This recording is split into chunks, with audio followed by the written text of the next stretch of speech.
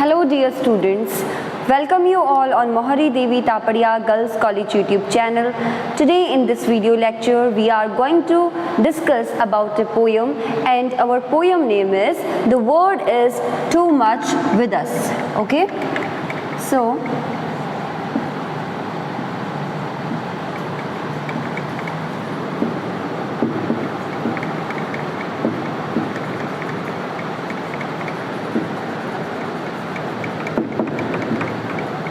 and this poem was written by the famous poet William Wordsworth.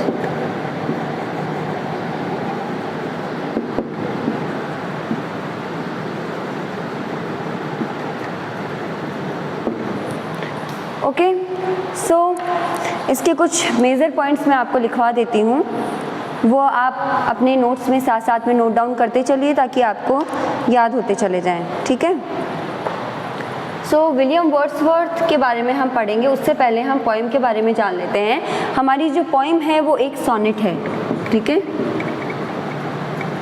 So this poem is in a form of sonnet. ये जो poem है वो compose की गई थी इन 1802 में। सो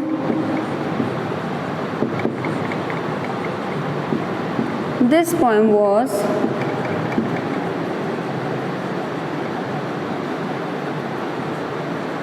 composed in 1802 and published की गई थी in 1807 में, and this poem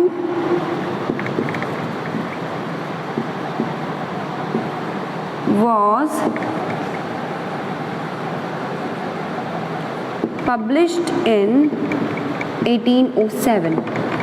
ओके, सो ये कुछ मेन पॉइंट्स हैं पोइम के बारे में। ये जो पोइम है उसकी जो थीम है वो है इफेक्ट ऑफ मैटेरियलिज्म, ठीक है। ये भी आप लिख लीजिए।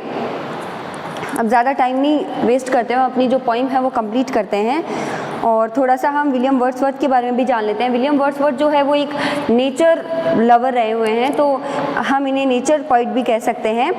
और ये जो पोइम है जिसका टाइटल है the world is too much with अस, इस टाइटल का मीन यहाँ पे यही है कि जो ये संसार है उसके साथ हम बहुत ज़्यादा ज़्यादती कर रहे हैं। एक तरह से हम जो ह्यूमन बींग्स हैं, तो जो ह्यूमन बींग्स हैं वो एक तरह से बर्डन हो चुके हैं इस अर्थ के लिए, ठीक है। तो ये इस पोइम की थीम है।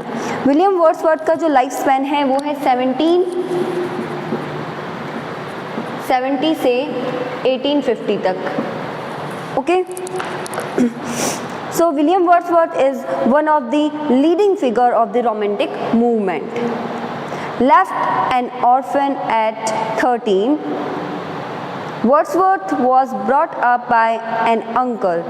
He started his career as a poet in 1793.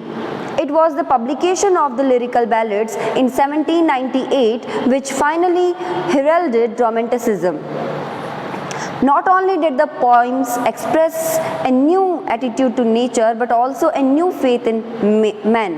The poems, a collaborative venture by Wordsworth and Coleridge, used language and meter differently from the manner it had been handled by most of the 18th century poets. यानी सबसे अलग इनका देखने को मिला है, एक तो वर्ड्सवर्थ का बताया है और एक बताया है कॉलरिज का, ठीक है। और इनकी जो लिरिकल बैलेड है वो पब्लिश हुई थी इन 1798 में, बहुत ही फेमस पोइम है इनकी। और ये रोमांटिक मूवमेंट के पोइट माने जाते हैं। और इनका जो करियर है वो इन्होंने स्टार्ट किया था इन 1793 में। ये एक ऑर्फन में छोड़े जा चुके थे, तो एक तरह से अनाथ थे ये, और एक अंकल के द्वारा इनका पालन पोषण किया गया, ठीक है। अब हमारी पोइम की तरफ चलते हैं। The world is too much with us late and soon, यानी कि ये जो दुनिया है वो हमसे क्या हो गई है, परेशान हो गई है। लेट एंड सून का मतलब यहाँ पे यही है कि अभी या बाद में, लेकिन ये जो दुनिया है वो हमसे परेशान हो चुकी है। हम कौन? हम ह्यूमन बीइंग, ठीक है ना। हम ऐसे ऐसे कृत्य कर जाते हैं, ऐसे ऐसे हम डूइंग्स कर जाते हैं कि ये जो दुनिया है वो हमसे परेशान हो चुकी है। Late and soon getting and spending, यानी हम क्या करते हैं, कंप्लेन कर रहा है यहाँ पे पॉइंट फर्स्ट ही लाइन में पॉइंट कंप्लेन करते हुए कह रहे हैं दुनिया हमसे परेशान हो गई है, लेट एंड सून, यानी कि लेट और सून दोनों तरह से हमसे परेशान है। हम क्या करते हैं सिर्फ गेटिंग एंड स्पेंडिंग, कमा लेते हैं उड़ा देते हैं, कमा लेते हैं उड़ा देते हैं, यानी कमाना और उड़ाना ही इंसान की एक तरह से प्रवृत्ति हो गई है। इसके अलावा सब कुछ भूल चुका है वो। वी ले वेस्ट अवर पावर्स, और इसी में हम क्या कर देते हैं, अपनी जो पावर्स हैं उन्हें वेस्ट कर देते हैं। बस कमाना खाना उड़ाना यही जानते हैं हम तो, ठीक है। Little we see in nature that is ours, और क्या करते हैं हम, जो हमारा है खुद का जो रियल है हमारा क्या है, नेचर, जो अपनी सराउंडिंग है उसको हम क्या करते हैं, कम आंकते हैं। लिटिल वी सी, हम उसको कम आंकते हैं।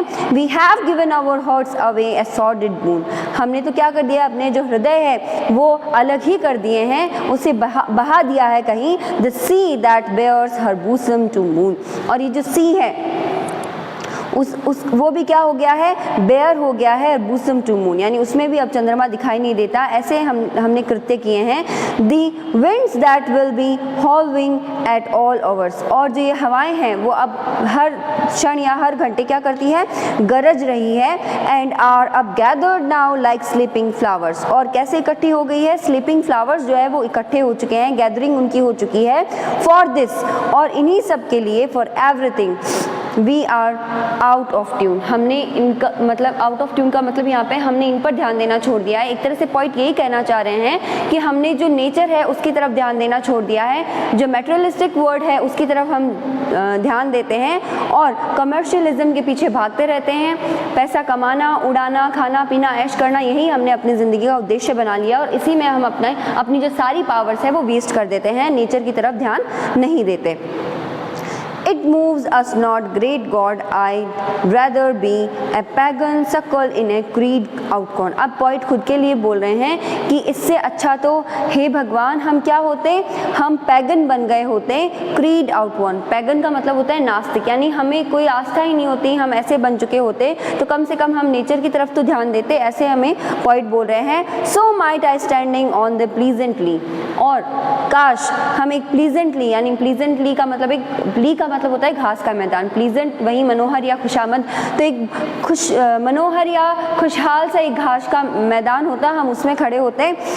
Have sight of Proteus rising from the sea, और किसका आनंद ले रहे होते, जो प्रोट्यूज है, प्रोट्यूज सी गॉड को बोला गया है यहाँ पे, सी गॉड है ग्रीक माइथोलॉजी में, उनको प्रोट्यूज बोलते हैं।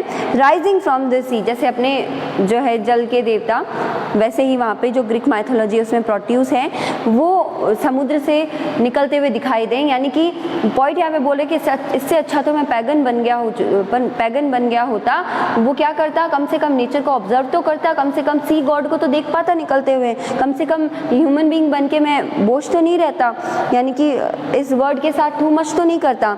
और hear all brighten blow this withered horn, और क्या सुन सकता हूँ मैं, हियर ओल्ड रिटर्न, ट्रिटन यहाँ पे फिर से ग्रीक गॉड है, ठीक है ना, जैसे अपने नारद जी है ना, वैसे वहाँ पे ग्रीक गॉड ट्रिटन है जो संदेशवाहक है, यानी मैसेंजर है, एक से दूसरा मैसेंजर वो पहुँचाते हैं। तो काश मैं उनको देख पाता, उनको सुन पाता, ऐसा हमें पॉइंट बोल रहे हैं। So here we completed our poem, our sonnet, the world is too much with us. Okay, so इसमें हमने यही पढ़ा है कि इसमें जो नेचर है, नेचर ब्यूटी है, जो सराउंडिंग है, उसके बारे में पॉइंट बात कर रहे हैं और कह रहे हैं कि हम जो ह्यूमन बींग्स है वो एक तरह से बर्डन बन चुके हैं इस अर्थ के लिए। क्यों?